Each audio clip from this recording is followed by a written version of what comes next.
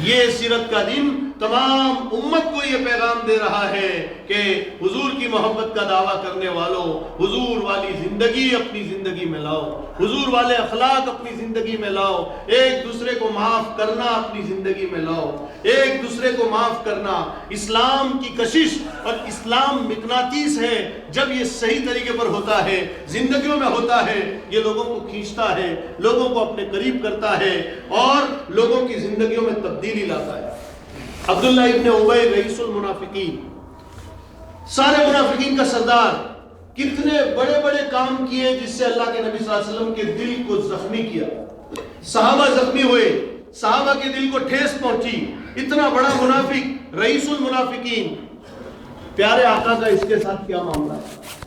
عائشہ رضی اللہ تعالیٰ عنہ پر تہمت لگائی، 1 مہینے تک پورا مدینہ سوگوار رہا اور سناٹا چھایا جا رہا، حضور کے گھر پر تہمت لگی۔ ارے سوچو میرے بھائیوں، کسی کی بیٹی کی عزت پر اگر کوئی حملہ کرے، کسی کی بیٹی کی آبرو پر اگر کوئی حملہ کرے تو یہ کتنی بڑی غیرت و غضب کی چیز ہوتی ہے، آدمی اس کو کیسے برداشت کر سکتا ہے؟ کسی کی بیوی پر کوئی تہمت لگاوے، اللہ کے پیارے حبیب صلی اللہ علیہ وسلم کی حرم محترم حضرت عائشہ صدیقہ رضی اللہ تعالیٰ عنہ، ان کے اوپر تہمت، اور یہ تہمت لگانے والا عبداللہ ابن ابی، عبداللہ ابن ابی کا بیٹا سچا پکا مسلمان۔ یہ عبداللہ ابن ابی جب آخری وقت میں پہنچا، آخری وقت تھا، اب دنیا سے جا رہا ہے، تو ان کا بیٹا آیا اور بیٹے نے آ کر کہا اللہ کے رسول صلی اللہ علیہ وسلم میرا باپ دنیا سے اب جا رہا ہے، میری 2 چاہتے ہیں، ایک چاہت تو یہ ہے کہ آپ اپنا کرتا مبارک دے دے تاکہ جب وہ مر جائے تو اسے میں کفن دے دوں،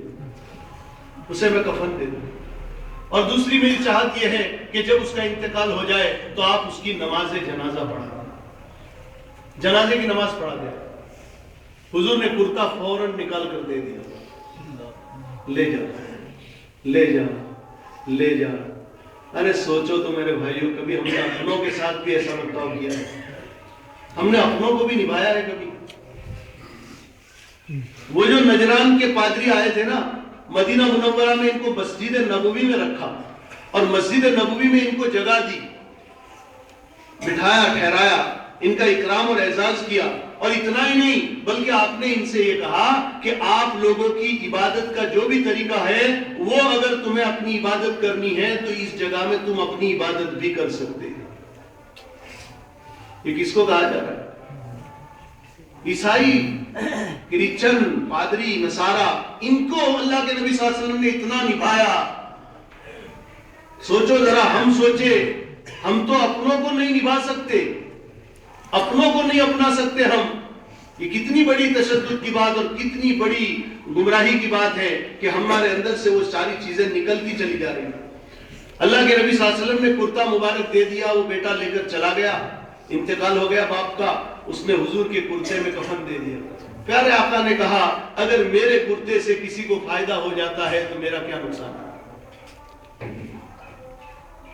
انتقال ہونے کے بعد حضور نے کہا تھا کہ جب انتقال ہو جائے، جنازہ تیار ہو جائے تو مجھے بتانا۔ 2 روایتیں ہیں، امام بخاری رحمۃ اللہ علیہ نے وہ نقل کی ہے۔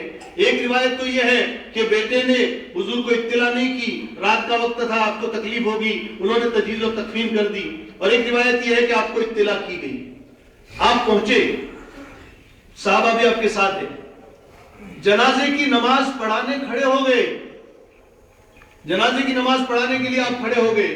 حضرت عمر رضی اللہ تعالیٰ عنہ ساتھ میں تھے۔ حضرت عمر نے حضور کا کرتا کھینچا اور کہا اللہ کے رسول آپ کیا کر رہے ہیں، آپ کیا کر رہے ہیں، کس کی نماز جنازہ پڑھا رہے ہیں؟ پھر اس کی پوری ہسٹری اور اس کی پوری تاریخ بتانا شروع کیا۔ اس نے تو فلاں موقع پر یہ کیا، فلاں موقع پر یہ کیا، حضرت عائشہ پر تہمت لگائی، فلاں موقع پر یہ کیا، یہ کیا، یہ کیا، یہ کیا۔ حضور نے کہا اخر عنی یا عمر، عمر ذرا ہٹ جا، ہٹ جا، ہٹ جا، عمر ہٹ جا، مجھے نماز پڑھانے، مجھے نماز پڑھانے دے۔ میرے اللہ نے مجھے یہ کہا ہے ان تستغفر لهم 70 مرۃ، اگر 70 مرتبہ بھی ان کے لیے استغفار کرو گے تو ان کی بخشش نہیں ہوگی۔ میں چاہتا ہوں اگر مجھے یہ معلوم ہو جائے 70 مرتبہ سے زیادہ کرنے پر اللہ اگر اس کی مغفرت کر دیتا ہے لزدت علیہا، تو 70 سے اور بڑھا کر بھی استغفار کروں گا۔ سوچو کیا تعلیم دی تھی نبی نے، کیا تعلیم دی تھی نبی نے، اور ہم کہاں بھٹکتے چلے جا رہے ہیں. یہ سارا منظر کیا ہوگا اس وقت کا؟ حضرت عمر کھینچ رہے ہیں اور حضور پڑھانے جا رہے ہیں. آسمان پر وہ فیصلہ ہے جو عمر کی زبان پر ہے. آسمانی فیصلہ وہ ہے جو عمر کی زبان پر ہے، لیکن اللہ نے اپنے پیارے حبیب کا مقام برقرار رکھا. میرے محبوب ہے یہ. اس وقت جبریل اگر آ جائے اور آسمانی فیصلہ سنا دے، یہ مناسب نہیں ہے. میرے محبوب ہے. نماز پڑھا دی، نماز ہو گئی، سارا معاملہ ختم ہو گیا.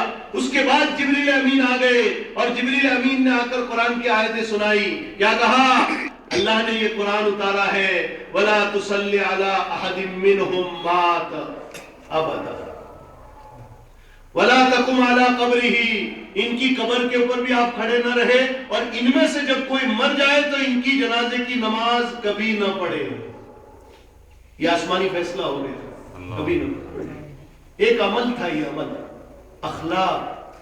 اس عمل کا فائدہ کیا ہوا؟ اس عمل کا فائدہ یہ ہوا، روایتوں میں ہے، روی انہو اسلم من قومہ الف. شام ہوتے ہوتے عبداللہ ابن ابی کی قوم کے 1000 آدمی اسلام میں داخل ہو گئے. اسلام تو مقناطیس ہے، تو ہم نے اپنی زندگیوں سے نکال دیا. اس لیے میرے بھائیوں، توبہ کرنے کی ضرورت ہے. اللہ کے سامنے توبہ کرنے کی توبہ کرنے. اللہ سے توبہ کر لے کہ اللہ ہمیں معاف کر دے. سارے بھائیوں کو اللہ ہدایت دے، سب کو ہدایت. اپنے بارے میں مطمئن نہ رہے. دیکھو، اپنے بارے میں بھی مطمئن نہ رہے کہ ہم تو ماشاءاللہ خوب اچھے ہیں. ہر وقت ڈرتے رہے، ہر وقت ڈرتے رہے. میں تمہیں ایک چھوٹی سی مثال دوں پھر ختم کرتا ہوں.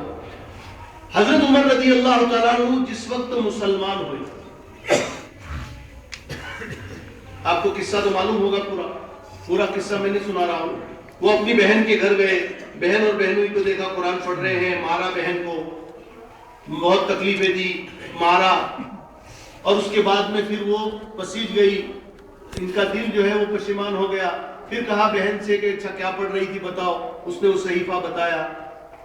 بہن بھی تو عمر بن الخطاب کی بہن تھی. حضرت عمر جیسے جوشیلے، اور حضرت عمر کی رگوں میں جو خون تھا وہی خون ان کی بہن کی رگوں میں بھی تھا. تو بہن نے آخر میں 1-2 جملے ایسے کہے کہ عمر اگر جان سے بھی مار ڈالے گا، جو ایمان کا کلمہ پڑا ہے اس سے ہم کبھی رجوع نہیں کر سکتے. دل کے اوپر تیر بن کے لگا، شرمندہ، پشیمان ہو گئے. حضرت عمر رضی اللہ تعالیٰ عنہ کس ارادے سے نکلے ہیں، کس نیت سے نکلے ہیں، اور کتنا سنگین ماحول ہے، کتنا برا ارادہ ہے. سمجھ میں آ رہا ہے؟ یہ کیا نیت کر کے نکلے ہیں کہ آج تو اسلام کا خاتمہ ہی کر دیتا ہوں، محمد صلی اللہ تعالیٰ علیہ وسلم کو نعوذ باللہ ختم کر دیتا ہوں. یہ بری نیت لے کر نکلے. اور یہ کون آدمی ہے؟ جس آدمی کے بارے میں آسمانوں میں فیصلہ یہ ہوا ہے ہمارے نبی کا اس کو سب سے بڑا معاون بنایا جائے گا. ظاہر دیکھو اور اوپر کا فیصلہ دیکھو. ظاہری حالات تو اتنے سنگین نظر آ رہے ہیں کہ اتنا کٹر دشمن اسلام کا کہ جو نعوذ باللہ حضور صلی اللہ علیہ وسلم کو شہید کرنے کے ارادے سے تلوار لے کر نکلے. یہ ظاہر کتنا خطرناک دکھ رہا ہے، لیکن یہی آدمی وہ ہے جس کا فیصلہ آسمانوں میں یہ ہوا ہے میرے نبی کو اسلام کی تائید کے لیے ایسا زبردست آدمی دینا ہے، اور اس سے آگے چل کے اتنے بڑے کام لینے ہیں. پھر ہم اپنے بارے میں کیسے مطمئن ہو سکتے ہیں؟ کیسے مطمئن ہو سکتے ہیں؟ کبھی مطمئن نہ ہو. میرے بھائیوں، یہ دور لڑائی جھگڑوں کا دور نہیں ہے. اس وقت تو ایجوکیشن کا دور ہے. ریسرچ کرے، پڑھے، تحقیقات کرے، صحیح حق کیا ہے اس کو لینے کی کوشش کرے. میں سچ بتاتا ہوں کہ حضور صلی اللہ علیہ وسلم کے زمانے کے اندر بھی جتنے لوگ تھے نا، ان لوگوں کے اندر بھی کئی طرح کے لوگ تھے. بعضوں کے اندر شدت تھی، بعضوں کے اندر سختی تھی، بعض اسلام قبول کرنا چاہتے تھے لیکن حالات سے مجبور تھے. آج بھی وہی سارا سچویشن وہی ہے، سارا ماحول وہی ہے. کتنا بڑا طبقہ ہے جس کی سمجھ میں آ چکا ہے لیکن وہ حالات سے مجبور ہے. بڑا طبقہ ایسا ہے. کچھ لوگ ہی ایسے ہوتے ہیں جو واقعی میں متشدد, اور متشدد بھی دو طرح کے. کچھ تو وہ ہے جو جانتے ہوئے تشدد کرتے ہیں, ایسے لوگوں کو تو ہدایت کبھی نہیں ملے گی. حضور کے زمانے میں تشدد کرنے والے دو طرح کے لوگ تھے. عمرو ابن العاص نے بھی سختی کی, تشدد کیا, اکرمہ ابن ابی جہل نے بھی تشدد کیا, اور اسی طرح خالد ابن الولید نے بھی تشدد کیا. لیکن ان کا تشدد اس چیز کو حق سمجھنے کی بنیاد پر تھا.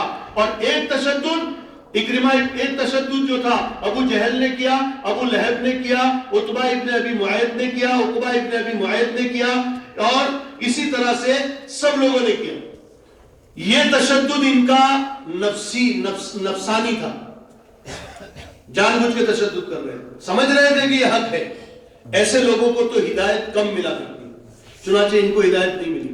خالد ابن الولید کو ہدایت ملی, اکرمہ ابن ابی جہل کو ہدایت ملی, عمرو ابن العاص کو ہدایت ملی. ان کے حالات اگر آپ پڑھو گے تو ایسا لگے گا, میں سچی بتا رہا ہوں کہ وقت کم ہے, میں آپ کو تفصیل نہیں بتا سکتا. حبشہ کی ہجرت میں جب عمرو ابن العاص کو بھیجا مکہ والوں نے, ابھی یہ اسلام نہیں لائے, عبداللہ ابن ربیعہ اور عمرو ابن العاص یہ دونوں گئے تھے. بادشاہ کے سامنے انہوں نے ایڑی چوٹی کا زور لگا دیا, کسی طرح سے بادشاہ ان کو واپس کر دے, لیکن ان کی ایک بات چلی نہیں. بادشاہ نے اعزاز اور اکرام کیا اور ان کو روانہ کیا. دوسری رات وہ رکے, دوسری رات رک کر عمرو ابن العاص نے پلان بنایا. پھر سوچا کہ اب میں بادشاہ سے کیا کہوں کہ ان کی جڑیں کٹ جائے. تو عبداللہ ابن ربیعہ اور عمرو ابن العاص یہ دونوں تھے جو مکہ کی طرف سے سفیر بن کر گئے تھے. عبداللہ ابن ربیعہ اور عمرو ابن العاص. عمرو ابن العاص نے عبداللہ ابن ربیعہ سے دونوں نے مشورہ کیا, کل میں مسلمانوں کی جڑیں کٹوا دیتا ہوں, جڑیں کٹواتا ہوں, بادشاہ ان کو ختم ہی کر دے. تو عبداللہ ابن ربیعہ یوں کہہ رہے ہیں, بھائی ایسا مت کر, چاہے یہ لوگ نہ ماننے والے ہیں لیکن ہے تو ہمارے ہی, ہے تو ہمارے ہی. عمرو ابن العاص کہہ رہے ہیں نہیں نہیں نہیں, میں ان کی جڑیں ختم کروا دوں. چنانچہ دوسرے دن بادشاہ کے سامنے جا کر جو شکایتیں کی, وہ شکایتیں کیا کی کہ بادشاہ سلامت, یہ تو عیسیٰ علیہ السلام کے بارے میں بھی ایسا ایسا ایسا عقیدہ رکھتے ہیں. بادشاہ نے دوسرے دن پھر بلایا, اب یہ مسلمان گھبرا رہے, کیا جواب دیں گے آج. لیکن ایک ہی بات پکڑ کر رہے, ہم تو وہی کہیں گے جو ہمیں ہمارے نبی نے کہا, ہم تو وہی زندگی اپنائیں گے جو ہمارے نبی نے ہمیں بتائی ہے, ہم تو وہی زندگی اپنائیں گے جو صحابہ نے اپنے دور میں اپنائی ہے, ہم تو وہی زندگی اپنائیں گے جس کی ہدایت حضور نے ہمیں کی. کوئی شوشہ زندگی میں آئے گا اس کو حضور کی سیرت سے ملا کر دیکھیں گے, حضور کی سیرت میں ہے کہ نہیں ہے. پورے دور صحابہ میں کسی جگہ آپ کو سیرت کے جلسے جلوس نہیں ملیں گے. اسلام جلسے جلوس کا نام تو ہے نہیں, اسلام تو ایک زندگی کا نام ہے. اتنا کر کے اگر ہم نے کچھ تقسیم کر دیا, کچھ ختم کر دیا تو حق ادا کر دیا. اللہ کی قسم ظلم ہوا, ظلم ہوا, ظلم ہوا. جس چیز سے میرے محبوب نے روکا تھا اس چیز کو ہم فروغ دے رہے. کوئی مسئلہ نہیں اگر اس طرح سے ہو گیا, لیکن سوچنے کی چیز یہ ہے کہ اس کا مقصد کیا ہے. میری زندگی میرے آقا کی زندگی سے کتنی قریب ہے, میری زندگی میرے آقا سے کتنی ملتی جلتی ہے. تو عمرو بن العاص نے اتنی شدت کی. 12 مسلمانوں کو جب دوسرے دن بلایا تو انہوں نے بھی وہی کہا, ما تقولون فی عیسی ابن مریم. بادشاہ نے کہا, سارے پادری سارے وزیر بیٹھے ہوئے ہیں دربار کے اندر, اور بادشاہ نے یہ سوال کیا, ما تقولون فی عیسی ابن مریم. لوگوں تم عیسیٰ ابن مریم کے بارے میں کیا عقیدہ رکھتے ہو؟ وہ لوگ تو بیٹا کہتے تھے اللہ کا. تو مسلمانوں میں حضرت عبداللہ ابن جعفر نے کھڑے ہو کر کہا, حضرت عیسیٰ علیہ السلام کے بارے میں ہم وہی کہیں گے کہ جو ہمیں ہمارے نبی نے بتایا, انہ عبداللہ ورسولہ, وہ اللہ کے بندے ہیں, اللہ کے رسول ہے. اللہ نے پاک مریم کے پیٹ میں ان کو رکھا اور پھر اللہ نے ان کو کتاب دی. بادشاہ نے ایک تنکا اٹھایا اور زمین پر سے تنکا اٹھا کر کہا, اللہ کی قسم تم جو بات کہتے ہو وہ اور عیسیٰ علیہ السلام جو بات کہتے تھے اس میں اس تنکے کے برابر بھی فرق نہیں. بادشاہ رو دیا, اس کی آنکھوں میں سے آنسو آ گئے. وَوَقَتْ أَسَاقِفَتُهُ, اور اس کے جتنے پادری بیٹھے تھے سب رو دیے, سب کی آنکھوں میں سے آنسو آ گئے, اور ان کے سب صحیفے جو سامنے رکھے ہوئے تھے وہ بھی تر ہو گئے. عمرو بن العاص, خالد بن الولید اور ایک تیسرے صحابی تھے, تینوں فتح مکہ کے قریب آ کر مسلمان ہو گئے. شدت نہیں ہے, اللہ ہدایت دے دے گا, 10 سال کے بعد کسی کو ہدایت ملی، کسی کو 6 سال کے بعد ملی، کسی کو 4 سال کے بعد ملی، کسی کو 5 سال کے بعد ملی۔ سنجیدگی ہے، صحیح کی تلاش ہے، حق کی تلاش ہے، سنجیدگی ہے، اللہ سے اچھا گمان ہے، اللہ ہدایت ضرور دے دے گا۔ اللہ سے ایک دعا کرو، اللہم ارنا الحق حقا وارزقنا اتباعہ وارنا الباطل باطلا وارزقنا اجتنابہ۔ ڈرنا سب کو ہے، ہمیں بھی ڈرنا ہے، سب کو ڈرنا ہے۔ ہم اپنے آپ کو پاک صاف نہ کہے، ہم اپنے آپ کو پاک صاف نہ کہے۔ فلا تزکوا انفسکم وَأَعْلَمُ بِمَنِ اتَّقَى۔ کون پاک باز ہے وہ تو اللہ ہی جانتا ہے، تم اپنے آپ کو پاک باز نہ کہو۔ ڈرتے رہو، ڈرتے رہو، ڈرتے رہو۔ اور پیارے آقا نے ایک بات بتائی، اور ایک بات اللہ حضرت معاذ ابن جبل رضی اللہ تعالیٰ عنہ کی قبر کو نور سے بھر دے، وہ بات قیامت تک امت کے سامنے آ گئی۔ معاذ ابن جبل اس کا ذریعہ بن گئے، معاذ ابن جبل اس کا ذریعہ بن گئے۔ یہی ایک بات کہہ کر میں ختم کر دیتا ہوں، وقت زیادہ ہو رہا ہے۔ اللہ کے نبی صلی اللہ علیہ وسلم نے جب ان کو یمن بھیجا، یمن بھیجا، کر دوں اتنی بات پوری، یمن بھیجا تو آپ نے معاذ ابن جبل کو رخصت کرنے کے لیے دور تک پیدل چلے۔ معاذ سواری پر ہے، حضور پیدل، حضور پیدل، معاذ سواری پر۔ حضرت معاذ کو برداشت نہیں ہو رہا، پیارے آقا آپ زمین پر نیچے چل رہے ہیں، میں آپ کا غلام سواری پر، لیکن آپ کا حکم تھا اسی طرح کا، بیٹھے رہے، بیٹھے رہے معاذ، اور حضور پیدل چل رہے۔ لمبا سفر کیا، کتابوں میں ہے، روایات میں ہے کہ اتنا لمبا سفر، اتنے لمبا چلنا آپ کا کسی اور کو رخصت کرنے کے لیے نہیں ہوا ہے۔ اتنا لمبا چل کے آپ نے رخصت کیا، اور رخصت کرتے ہوئے آپ نصیحتیں کرتے رہے، الگ الگ نصیحتیں کرتے رہے۔ معاذ وہاں جا کر یہ کرنا، یہ کرنا، یہ کرنا، یہ کرنا، اتقی دعوت المظلوم، مظلوم کی بد دعا سے بچنا، ان کو یہ دعوت دینا، ان کو یہ سمجھانا، یہ سمجھانا۔ پھر آخر میں جو بات آپ نے معاذ سے کہی وہ یہ کہی، معاذ لعلک لا تلقانی بعد عامی ھذا، معاذ شاید آئندہ سال جب تم لوٹ کر آؤ گے مدینہ منورہ میں تو شاید مجھ سے ملاقات تمہاری نہیں ہو سکے۔